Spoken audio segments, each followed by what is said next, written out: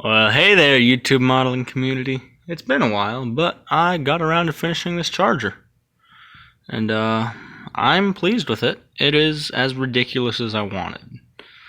And, it's a little dusty right now because I just finished doing some other work in the shop. But, still a nice looking paint job, I think. Nice deck stripe. Some moderately sized tires because that's the biggest I had around. Interior looks the same as it did last time. Nothing's changed in there. But what has happened is I got a motor and a front end. And I cut the front end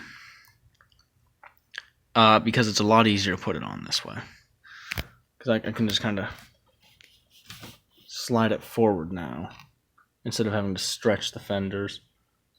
But it's just kind of all glued together and cut up. Looks like a beater front end. And in here, it's interesting.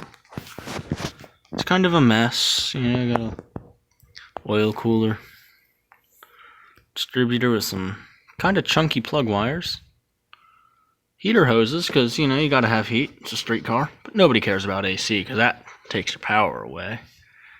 And some fuel lines for the ridiculous carburetors on the huge tunnel ram. Honestly, I like how this car turned out. Fun little build.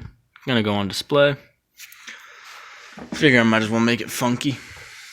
And I definitely think I got what I wanted out of the build in terms of experience with building it and just having a good time. Put some decals. I got some Hooker decals above the wheels. Not much going on underneath. Real simple, straightforward. But just figured I'd give you guys the final on that one. I picked up one of these last time I went to my local hobby store.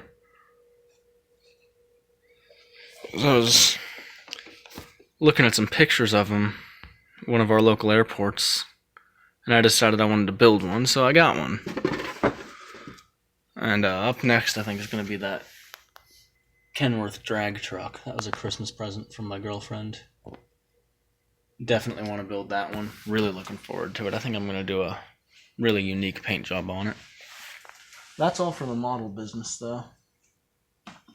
Been having fun otherwise. Putting in actually another workbench for doing the modeling. It's going to be a big L-shaped bench that goes all around here, and this will give me space to work on dioramas and stuff, which I want to start doing. I'm going to find some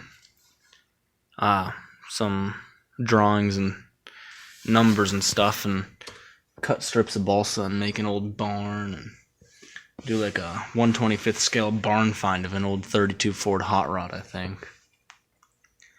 I'm going to build obviously another one or two old school hot rods to go with that. But that's the idea, and I just need some more space because I've been letting all the other projects take over, you know? Built a desk over there. There's a chair on my workbench, and I can't really see my other workbench anymore under all the tools and whatnot. But that was, it all got a mess in here because I was sitting down here one day, and over here, this old AC unit in my wall started leaking.